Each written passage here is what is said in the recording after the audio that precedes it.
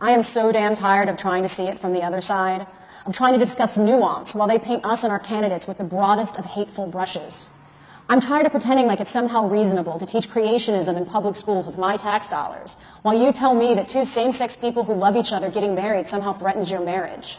If you voted for Trump, I am tired of trying to see things your way while you sit in your holier-than-thou churches / white power meetups refusing to see things mine. Did I just lump you in with white supremacists? No, you did that to yourselves. You voted for the same candidate as the KKK. You voted for a candidate endorsed by the KKK.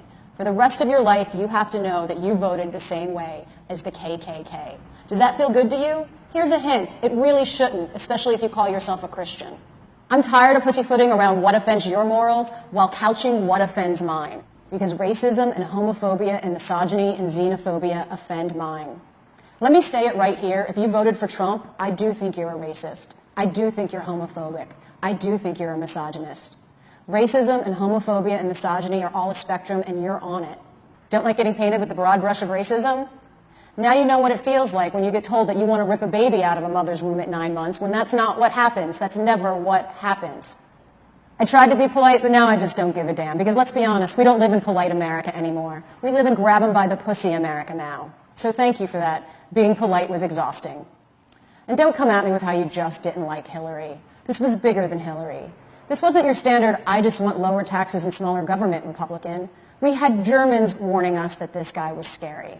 And still you cried emails or Benghazi or that voice. And still there's been mountains of evidence proving that nothing that you think Hillary did was that big of a deal or even true. Some of the finest minds in the world have drawn you graphs and charts proving that no crimes were actually committed, and you were either too dumb or too willfully ignorant to care. And if you really cared about crimes, you'd care about any of the 3 pending against your candidate. Take your pick. I'd start with the rape of the 13-year-old girl, but if you voted for Trump, you probably don't care much what happens to women. Doesn't matter anyway. She received so many death threats from your political peers that she dropped the charges. But ask me again why more women don't come forward. And speaking of smaller government and lower taxes, enjoy not getting mine.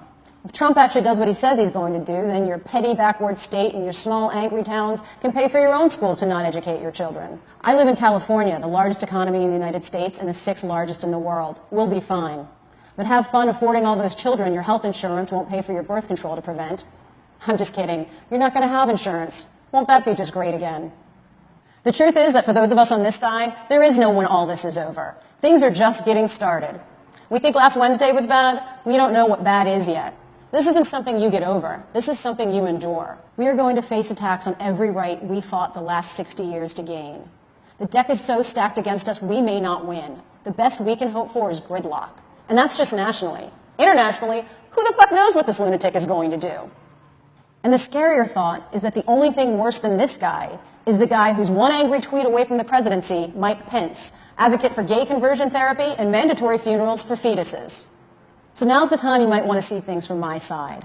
Because if we're all going to have to be friends after this, imagine me having to be polite and respect your vote to take away my rights and freedoms and those of my friends while we fight desperately to try to hang on to them. Because that is what you did.